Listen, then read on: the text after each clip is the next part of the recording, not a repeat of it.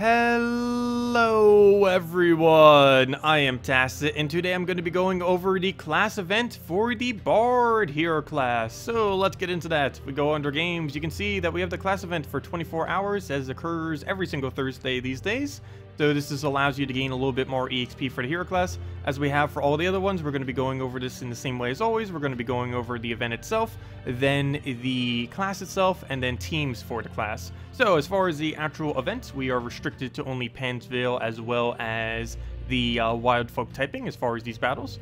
As far as the shop and everything, still the same thing as it always is. Is it worth getting XP for this thing? Somewhat. I would advise getting Bard to level 70 as it's really good for Yellow Guild War Day, but that is about it. You don't use it too many other instances. There are a couple PvP teams where it wouldn't be horrible in, but for the most part, Yellow Guild War Day is about the only time you really bring this thing out. So maybe tier 3 or tier 4 to go get all these standard rewards, which ends up giving you a little bit of XP, and at least do your free rewards, but get a little bit of gems and XP and all that.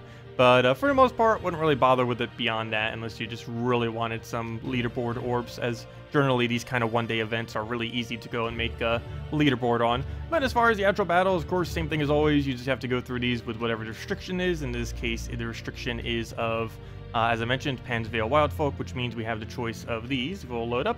So here are all the choices that you would have within the game as far as what you would use against it.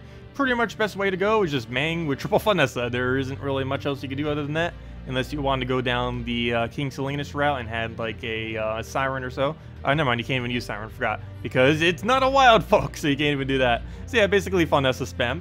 Scratch that, just Vanessa spam all the way, and you'll be good to go. Which is what I've been doing, of course, which is a Mang right up front. And let's get into one battle just to kind of show what it goes down as. But really don't need anything more than this. And if you don't already have Vanessas, you would actually have a chance of getting more of them, not only from event keys this week, but also from just opening up the little pack thingies if you wanted to go and get more EXP. Those also have a chance of randomly giving you a Vanessa. But we'll go move this over. Of course, as with any Mang team, we'll want to get, well, the Mang up so we can actually start doing some skull damage. So we'll do this on one of the higher ones that has a 40% score reduction or whatever that is. Yeah, 40%. So we're going to want to get rid of that. We can actually just kill it now with its own HP and proceed to do that with pretty much his entire team. We could go for another Mang if we want, though it's much better if we just go all in to kind of keep spamming these Vanessas out. So move this over, try seeing if we can get another skull, though it's perfectly fine if we don't. And we'll just work from the back, start getting that one down. We're going to be a little bit short on damage, we can just kill that out. Really, 1 HP. You're going to live with 1 HP. You have armored or something? No, you don't. You're just going to luckily win with 1 HP. Could have seen that coming, though, if I actually looked at the amount of damage we were going to do, but we'll go take that. Throw a little poke at it. Oh, what a waste. What a waste. Did just finesse it. Oh, well. But we'll go and kill at the last slide. He's going to get a bit of HP if it actually triggers on the correct color. 1 HP again. What are you doing? Why must everything this morning survive with 1 HP? But we'll go and throw another one down, or actually another 2 down. As you can see, pretty much all you have to do. Vanessa spam, get skulls where you can. And of course, Mang just keeps getting stronger the further you go in. And that is essentially the entire event. Same as the raids this week. You basically just Mang triple Vanessa. Easiest way to really deal with them, and you could easily take out every single battle. When you're first doing the initial ones, you might want to run some kind of AoE weapon if you want, like Dawnbringer or something, just to kind of kill through them. But once you start hitting the higher stats, you pretty much just run that for every single one. So, the hero class itself. If we go under hero and go over to the Bard, it is a pretty decent one. I'd probably rank it at about 4th or 5th best hero class in the game. As far as what it has, it's currently the only hero class in the entire game that has immune to silence. So if you ever needed to use your hero with immune to silence, well, you would use Bard because it's the only instance that has it. Other than that, it is very noteworthy in that it gives all yellows 1 stat per turn. There's currently only 3 things that do this in the entire game. The Champion of Anu that does it for blue, Scorpia that does it for brown, and this, which does it for yellow. Unfortunately, you can't use multiple heroes on your team to have multiple of that bonus. I mean, you could only ever have 1 of these for specifically yellow, but still, this is really good with Divines when you're doing Yellow Guild War Day, and pretty much any team that's going to ever be running 3 or more yellows, you're going to want to consider using a Bard for, as it's pretty decent with it. It's also occasionally used in some Wild Folk team, though very, very rare, as Wild Folks are relatively bad at the moment, though they are planning on buffing them in the future. As far as the trees, they're kind of average. The only really good tree it has is Arcane. Every other tree is near useless. As far as the first one, you generally go for a random stats effect. It's always nice. Could give you an enchant, could give you an enrage on first lock, could give you a useful barrier. More often than not, it's going to do nothing for you, but occasionally it'll do something amazing, particularly if you get randomly a chance from the very first turn is super strong. but of course it's completely random. Next up, you would go for 2 magic in last position, because very rarely would you ever use a tome or jewelry, so generally you would just use this all the way in last. Of course, you don't have to use it in last. More often than not, I don't even use any of these 3. Next up is a really good one, the 20% spell reduction. Currently no troop has this, so only the hero classes, the 2 or 3 that has this specific anti-magic thing, even have magic reduction at the moment for spells. So really nice having that, since, well, it's the only option really that you have, and the other 2 you would never really end up using for anything. Next up, you would normally use the half mana start, though the 3 magic is perfectly fine. If you're using a King Salinas, you would go and of course use the 3 magic instead. Also, alternatively, if you really wanted the extra HP, there is 10% extra HP there, though more often than not, you're going to go for the 50% mana start or the 3 extra magic. On to the next one, there's 2 of them. You could either get +4 magic into artifacts if you were to use an artifact, or in the likely instance where you're not using an artifact, you would just give +1 magic to all of your allies, which is the exact same amount of magic. It's just distributed 1 to everyone instead of all in on your hero. Commander you would never really use unless you specifically use this hero class in first slot, though I don't think there's a single team with the current weapons that exist that would ever run Bard in first slot. Normally he's more of a literally any position other than first kind of troop, so you wouldn't really use that on him. And other than that, you would either go with the +1 to purple, or you would go for the enchant every single time you take a green, both of which are equally as good. This you would use more so if your hero is blocked, and this more so if you just really need purple for your team, if anything really tends to use it. The reason why I say it's not really worth ever getting this thing to level 100 is mainly because all 3 of its final things you would never use. Giving 1 attack to all Urskas, you would never use this hero class with Urskas. There's not only are there very few yellow Urskas, there's also just not that many good Urskas to begin with. Other than that, gaining all Mystics extra magic and life whenever an enemy dies isn't really going to do much, because barely any wild folks are Mystics, and most of the stuff you would use this with are not Mystics. And giving 10 life to all constructs, again, is not really going to do anything. So basically, he gains almost nothing, or literally nothing at level 100. So once you get it to 70, it's essentially maxed. So let's go into some teams. Of course, there isn't much you would use Bard for, though the few things that you do use Bard for, he's very good. And that one thing being is Yellow Guild War Day. So let me go show 3 yellow teams. 1 using literally anything in the game. 1 using everything except Mythics. And another one using Epics and below. So let's start with the most expensive one. Divinia, Infernus, Upestet, and Dawnbringer. Basically just a standard yellow Guild War Day. We also can go up front with Gorgotha if we feel like they are going to be running Skull Spam or anything else like that.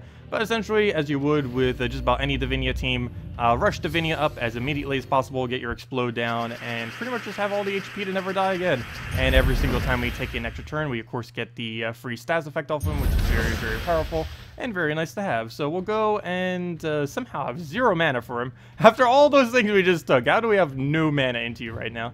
I don't know how that's possible. Still none that I can really take that's worth going for, so I guess we'll just move that over for now. Get a little bit more mana. Gonna go get a nice Mercy down.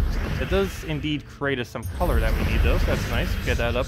A decent amount of red, so we will go explode all that out, keep getting our HP going. Of course, if this was a Guild War battle, we'd want to be spamming Dawnbringer as much as possible to preserve our points, so he wouldn't do something like what he just did. This is actually going to have full mana the following turn, so that enchant that we got off of that thing's extra turn is going to be very helpful now. So we can now go get our double kill, and then we just go into basically 2 more hits, get another random stats effect from that. Go into our red, get our HP back up so we don't die. So at this point, I think we have a pretty good lead to not really die here. He's going to get Infernus here, though we might be able to get up and kill it in time. Yeah, we will. So we'll go throw Infernus down. Really? You're going to summon your entire team back? Literally his entire team. What just happened? Wow. I think that would actually help us if this was a Guild Wars, though, because of how much more damage we would get than him. But still, what on earth?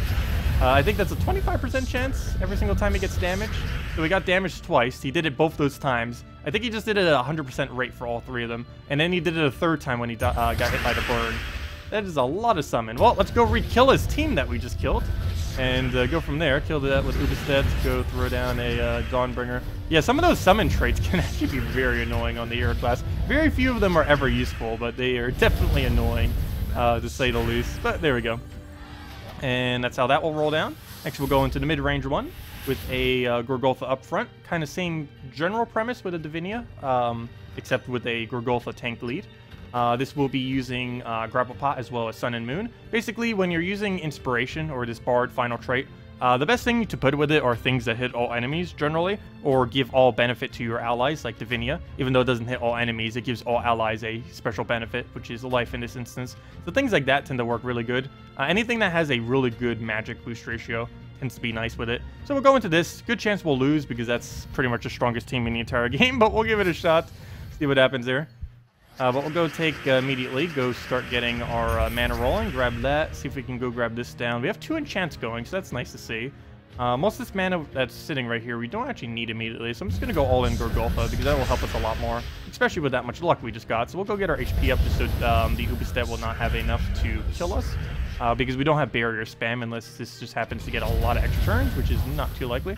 So throw a Sun and Moon here. Just going to take another Skull. Not going to be that big a deal. We actually have Grapple Pot. We'll want to throw that down immediately every single time. That does hit all enemies for free, and she keeps getting more and more damage every single turn that goes by. So really nice combination with Bard.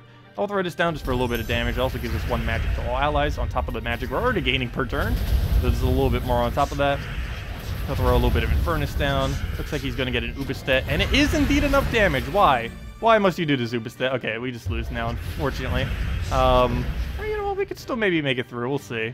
If he gets another Ubistet, obviously not, but we do have enough AoE and enough extra stats that we could come through. Take that out. If we could kill this right now, we'd have a chance, so I don't believe we're actually going to be able to get that down. We'll move that over.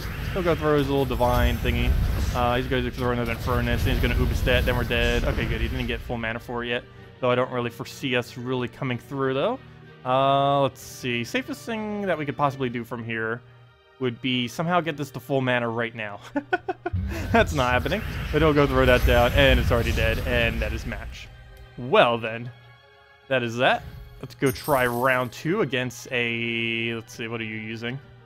It's goblins. What's the worst that could happen? Same thing? Probably. Goblins will be goblins, though we have a goblin of our own. Goblin versus goblin. Who will win? Probably his, but we'll see. Okay, let's see. What do we need? We need to go get Divine up.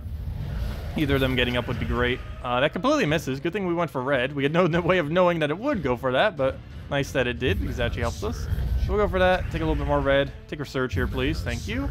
Now we can just clear out the entire board. Don't really need to get Sun or Moon or anything down at the moment. Mainly just need to get our mana generation flowing before he infinitely does his loop, which would not be good. So he's just going to throw that down. He luckily he does attack reduction. That's probably the least consequential thing he could have done. So good for us. So let's go and we'll throw not Sun and Moon yet. I'm actually going to do that so we get a little bit more mana to that. Ideally, we would have gotten full. Luckily, that just did another useless non-explosion. So we're getting pretty good luck at the moment. We'll throw this down for damage since it's already going to be close enough, it looks like. Throw that down for full mana, and then we can actually get our free turn kill. And we have enough tankiness off this Gorgolfa that it looks like this time around we are not going to get trolled by anything. So there we go. That's how it's supposed to work. Throw that down, kill, and kill it off just with explosions or anything at this point. Of course, 1 HP, because why wouldn't it? Go down, and let's kill it with a Gorgolfa just to make sure we get slightly more mana. And because if this was a Guild War battle, we'd want to make sure we get slightly more points. And there we go. So let's go into one final one. And not against that, so we'll go into this one. And we'll use this. So, Hellcat, Light Staff, oddly enough, and Double Goblin Rocket. Light Staff is a weapon you've probably almost never seen me use before, but they do have their okay potential. This ends up creating a Light Storm. If we're using Epic on below, it's actually pretty much one of the best things we could put here, other than another Goblin Rocket. But basically, the premise that we're doing here is Hellcat immediately, get Double Goblin Rocket, hold the Hellcat for a little while, and get this thing to full mana so we can get a Light Storm. Then from there, we can infinitely just loop Hellcat into Double Goblin Rocket with the Light Storm that we have going for us to just keep the mana going into everything. Essentially. So that's the game plan, and for any turn that we do happen to miss, we will just get 1 to all stats, and that is pretty much the game plan. So of course it will take us a few turns to get it flowing, which will also give us a lot more goblin damage. Every turn that's going by is just more damage for our goblins once they start actually looping. Ideally, we'd want to go for yellow immediately, though in this case, or purple, but in this case it doesn't look like we'll be able to take too much of that. Well, I guess technically we'd go for the purple. We're not going to have the yellow to take, though. He ends up cascading that, but he just gives that for free, I guess, so we'll go for that. Purple Surge would be great. Ideally, we'd be able to drop one of these into an extra turn, so we're just going to move that for now. I got very lucky just by getting in that then, the Goblin Rocket there. Could try using this to cascade down, or we could just go all in on the mana and just let him have a poke here. I think we're going to let him have the poke just because we do get full mana off of that, so he'll poke. For whatever reason, he doesn't go for the Doom Skull one, because I think the AI just almost never goes for it for whatever reason. We're going to actually lower this down and completely ignore the skull. I'm eyeing down these greens at the moment and trying to cascade them into a nice little area. So we're going to go and move that down, and then we can just Hellcat it. And from there, that will now give us the Goblin Rockets we need to pretty much just win the battle. Just keep taking turns every single time we can finally get them. And then it just becomes basically infinite Goblin Rocket loop for the most part. Might end up losing our turn at some point here. Let me double check. What do we really need here? Well, for one, we need to go get that thing to full mana. I don't think we have any guarantee cascade thing, so you know what I'm going to do? We're going to go get right here. Try for the mana there. Didn't get it, but of course we have Hellcat now, so what we can go do is we have a lot of brown just kind of sitting here. We're just going to do somewheres that has almost no brown. How about this little corner right here? And then just Hellcat away all those browns, get our mana right back up, and see what we can do from here. So again, we have this red just sitting here, so we're just going to move that over.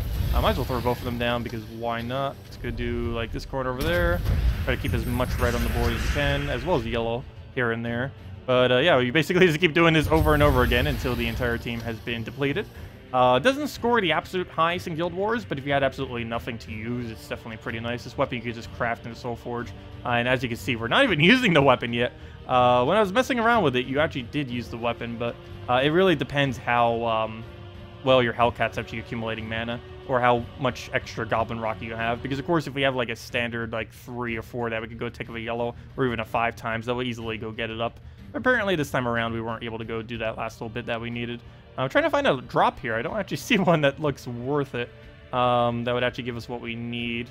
Trying to like lower one of these down to actually go and get a skull, but at this point I guess we'll just go and try getting the mana we need. So we'll just go and get that exploded there. Do a little bit of Doom Skulls just so we get the extra mana as well. And you know what? We might not actually be able to cascade for full mana there. We're actually going to go right over here and just see if we can get lucky off the top. Doesn't look like it. We'll stick Skull and then throw into one other poke. Could be fine. Take all the yellow there. Hey, we finally got Light Staff. A little late. Here, have Light Staff. And that creates a Yellow Storm, which we'd be able to utilize to get even more yellow down, which will help get everything back up again. And also that weapon does twice the amount of damage if there is a Yellow Storm, which will be able to clean up whatever the Goblin Rockets aren't killing quite nicely. But anyways, that's pretty much everything with Bard. It's, yeah, like I mentioned, about 4/5 best hero class. I personally don't use it that much. And after today, I probably won't be using it again for a very long time, other than for Yellow Guild War Day. Yellow Guild War Day, again, is about like the only thing you really bring him out for. Most other situations, I would advise using other things. One other thing that it actually technically could be used for too, actually, I might as well mention, though obviously almost everything works with this team. But if you happen to want to use it with the, where'd it go? Somewhere's in here it is, the Divine team. Standard Divine. It works pretty decent with this too. Basically, any team that's using a lot of yellow is the only thing you use Bard for. So basically, Yellow Guild War Day, and maybe your task that you have of a daily task that tells you, hey, go use 3 yellows or something like that. But other than that, there isn't too much that you would go and bother using that hero class for. It's very strong. Could have a lot of potential once Wild Folks finally get buffed, which they are planning on doing. They're still going to do that. They just didn't do it this week, but sometime in the near future, Wild Folks will be buffed, which will buff Pan's Veil, which will buff basically Bard hero class. So at that point, might be really good to get it up. So definitely, I highly advise possibly leaving today with level 70 Bard if you can. Not mandatory, but of course it's very helpful, as it could definitely be very useful in the future. And worst comes to worst, you have something better to use on Yellow Guild War Day. But anyways, guys, that'll wrap it up for this video. If you still have any other questions, feel free to leave in the comment section below. Thank you all so much for watching, and have a wonderful day. Goodbye, everyone.